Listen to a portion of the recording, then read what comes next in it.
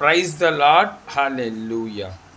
இன்று நம் ஆண்டவராகிய இயேசு கிறிஸ்து நமக்கு தருகின்ற இறைவார்த்தை யோவான் சுவிசேஷகம் 8ஆம் அதிகாரம் 11வது வசனம்.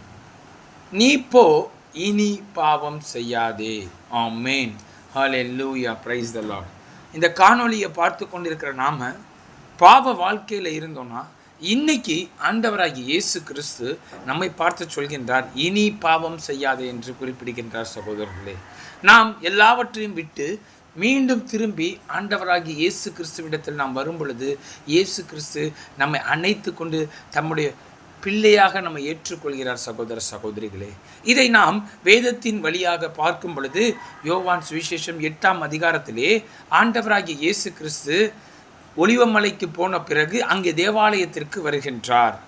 அங்கே ஜனங்கள் இருக்கும் பொழுது, அங்கே அவர் உபதேசித்து கொண்டிருக்கும் பொழுது வேத பாரகரும் பரிசேயரும் விபச்சாரத்திலே கையும் மையுமாக பிடிப்பட்ட ஸ்திரியை இயேசுவினிடத்தில் கொண்டு வந்து, இவளை கல்லெறிந்து கொள்ள வேண்டும் என்று மோசையின் நியாயப்பிரமாணம் சொல்கின்றது என்று சொன்ன பொழுது ஆண்டவராகிய இயேசு கிறிஸ்து கீழே குமிந்து எழுதி கொண்டிருந்தார்.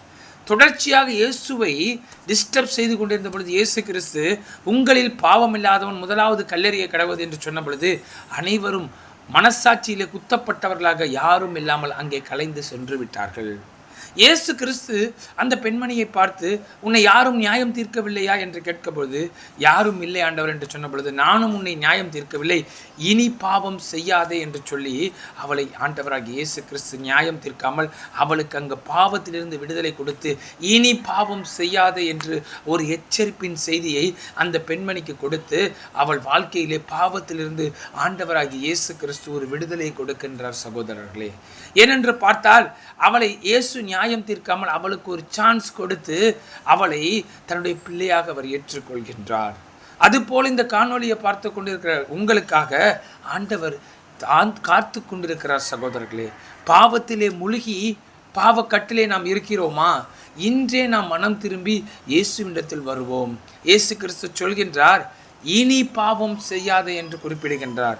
இதை ஒரு எச்சரிப்பின் செய்தியாக நம் ஆண்டவராகிய இயேசு கிறிஸ்து சொல்கின்றார். சகோதர சகோதரிகளே, நம்மிடத்தில் இருக்கிற ரகசிய பாவங்களாக இருந்தாலும் இல்லை மற்ற எந்த விதமான பாவங்களாக இருந்தாலும் அவற்றையெல்லாம் விட்டுவிட்டு இன்றே நாம் இயேசுவின் பாதத்தில் விழுந்து ஆண்டவராகிய இயேசு கிறிஸ்துடைய பிரசன்னத்தை நாம் நாடுவோம்.